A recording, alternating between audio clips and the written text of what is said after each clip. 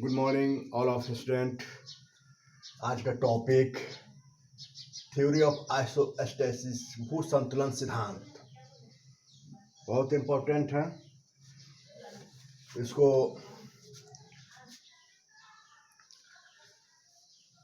Paper 1 में लिया गया है। और आइसोस्टेसिस आइसोस्टेसिस यानी भू संतुलन सिद्धांत। आइसोस्टेसिस शब्द ग्रीक भाषा ग्रीक शब्द है, आइसोस्टेसिस से लिया गया है, जिसका तात्पर्य समस्थिति होता है। इस संतुलन शब्द का प्रयोग सर्वप्रथम अमेरिका के प्रसिद्ध भूगर्भवेत्ता डट्टन महोदय ने 1889 ईस्वी में किया।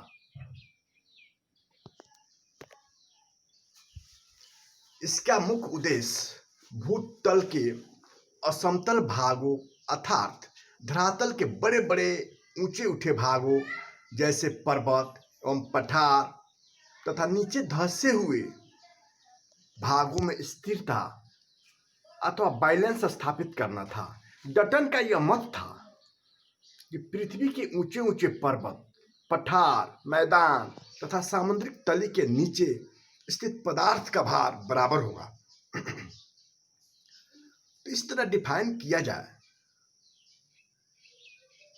तो परिभ्रमण करती हुई पृथ्वी के ऊपर स्थित क्षेत्रों, पर्वत, पठार और मैदान एवं गहराई में स्थित क्षेत्रों, झील, समुद्र आदि में भौतिक अथवा यांत्रिक स्थिरता की दशा को ही संतुलन की दशा कहते हैं। संतुलन के सिद्धांत का विचार अचानक ही भूगर्भवेत्ता के मस्तिष्क में आया। सन 1859 ईस्वी में सिंध गंगा के मैदान के अक्षांशों के निर्धारण हेतु भू सर्वेक्षण भारत के surveyor general sir George Everest के निर्देशन में हो रहा था। उस समय कल्याण तथा कल्याणपुर नामक दो स्थानों की अक्षांशीय माप ट्रिंगुलेशन एंड एस्ट्रोनॉमिकल मेथड के अनुसार लिया गया, तो दोनों मापों में 5.236 का अंतर आया। तो इसका कारण हिमालय अपनी आकर्षण शक्ति से पेंडुलम को आकर्षित कर रहा था। इस प्रकार धीरे धीरे संतुलन के सिद्धांत का प्रतिपादन हुआ। अब इस सिद्धांत के विषय में कई मत प्रकट किए गए, जिनमें पर्याप्त अंतर मिलता है। यहाँ कुछ प्रमुख विद्वानों के मतों का विवरण लिया गया। इस एरी महोदय ने, सर जॉर्ज एरी महोदय ने अपने संकल्पना प्रस्तुत किया, जिसमें हिमालय के आंतरिक भाग खोखला नहीं हो सकता। वास्तव में सबसे अधिक पदार्थ का भार नीचे से कम पदार्थ द्वारा संतुलित हो जाता है। तो इस तरह हम लोग फिगर के द्वारा दर्शाते हैं। फिगर के द्वारा दर्शाते हैं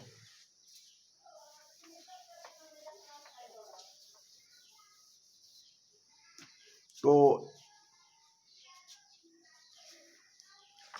इस प्रकार फिगर के द्वारा दर्शाते हैं तो पाते हैं कि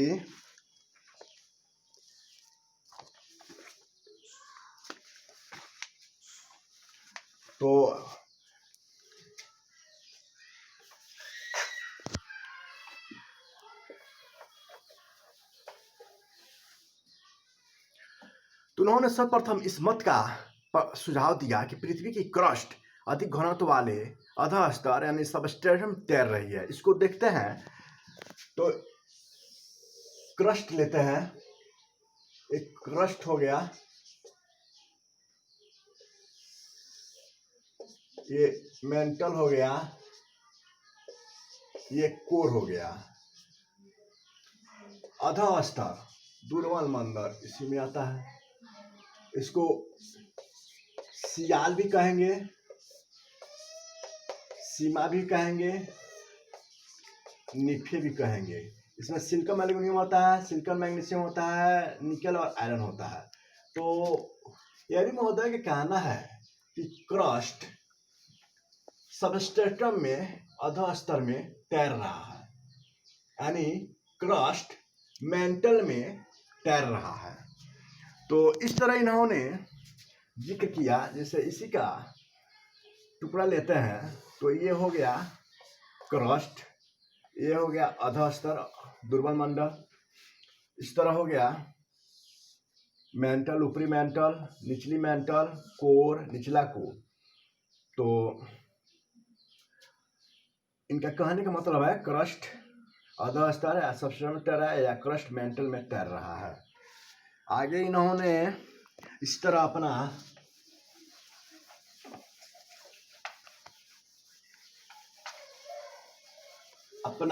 एक मॉडल तैयार किया और सर जॉर्ज के अनुसार मॉडल का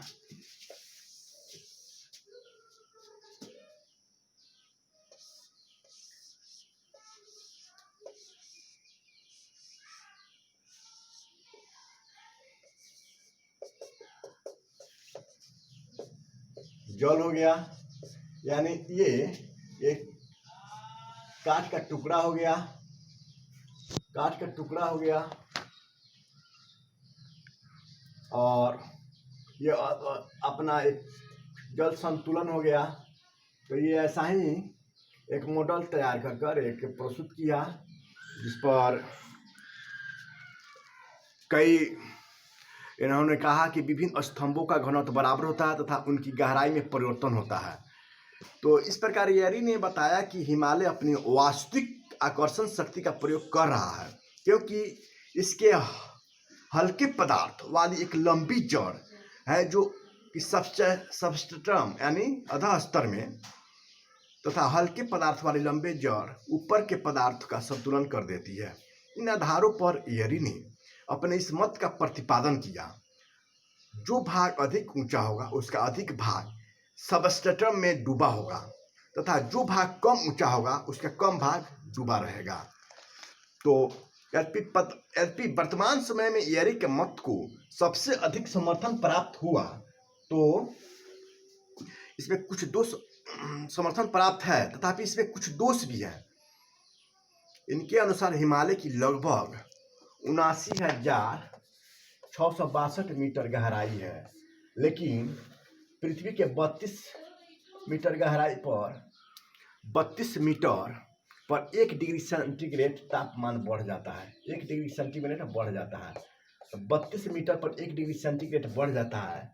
तो इसीलिए विरोधाभास लगता है कि 79,662 मीटर गहराई कैसे अस्थायी रह सकता है। तो इस पर पराट महोदय ने भी अपना विचार दिया।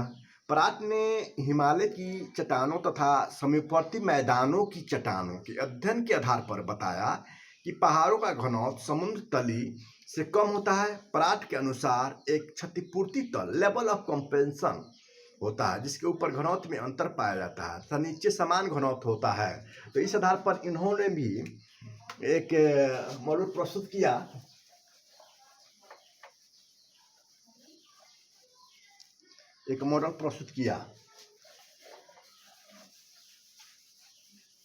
इन्होंने बताया कि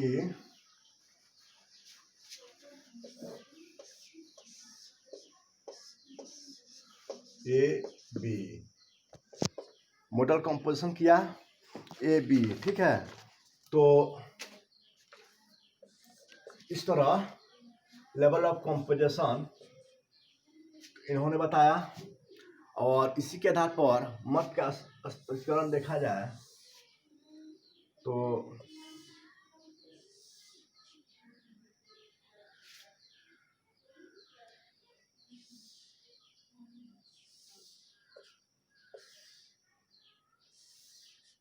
इन्होंने भी एक बिकर में जल लिया और उन्होंने सिल्वर लिया, जिंक लिया, निकल लिया, आयरन लिया, लेड लिया, कॉपर लिया। तो इस तरह भी इन्होंने देखा, तो इनका भी येरी जैसा ही मिलता, यदि समानता मिला। इस तरह हिस्कैन ने 1933 में एयरी और प्राट संकल्पनाओं को आपस में मिलाकर नई संकल्पना का प्रतिपादन किया। इनके अनुसार एक ही भूस्तंभ में ऊपरी भागों में कम घनत्व तथा सबसे निचले भाग में अधिक घनत्व होता है। उसी तरह हैफर्ट एवं बोबी की संकल्पना में लेवल ऑफ कंप्रेशन की जड़ की बनावट और तैराव के सिद्धांत पर आधारित है। तो इसको भी हैफर्ट और बोबी का एक मॉडल प्रस्तुत होता है। तो इन्होंने भी अपना एक विचार दिया फिगर द्वारा। तो देखा गया कि हैफर्ट महोदय का ये मॉडल था, उसी तरह बोबी महोदय का मॉडल था। बोबी महोदय का भी उसी तरह अध्ययन था। तो इन्होंने भी पाया कि जड़ की बनावट तथा तैराव का सिद्धांत पर दर्शाया। इसी तरह जोली की संकल्पना, जोली के अनुसार समान घनत्व वाले क्षेत्र के नीचे तथा 10 मील मोटी परत होती है जिससे घनत्व में परिवर्तन पाया जाता है। तो इन्होंने भी अपना एक मॉडल प्रस्तुत किया। तो देखा कि 12 किलोमीटर लेवल कंप्रेशन है, इस तरह पठार है, और इस तरह प्रूफ करने की कोशिश की जोली महोदय ने भी, और 10 मीटर मोटी परत और घनत्व में परिवर्तन पाया इन्होंने भी। आर्थर होम्स की भी संकल्पना इसी तरह है। होम्स के अनुसार व्यवहार में यदि भूपतल पर संतुलन की स्थिति पूर्ण रूप से नहीं पाई जाती है तथापि पूर्ण स्थिति की ओर संतुलन की दिशा दृष्टिगत होती है तो सागर तल के निकट मैदान के नीचे सियाल की गहराई 10 या 12 किलोमीटर होती है तथा समुद्रिक तली के नीचे या सियाल होती ही नहीं, अगर होती भी है तो अत्यंत पतली होती है। तो इस तरह इन्होंने आर्थर होम्स ने भी एक मॉडल प्रस्तुत किया और इन्होंने देखा कि पठार को दर्शाया, पर्वत को दर्शाया, मैदान को दर्शाया, महासागरीय तली को दर्शाया, इस तरह सियाल और सीमा इन्होंने दर्शाया और पाया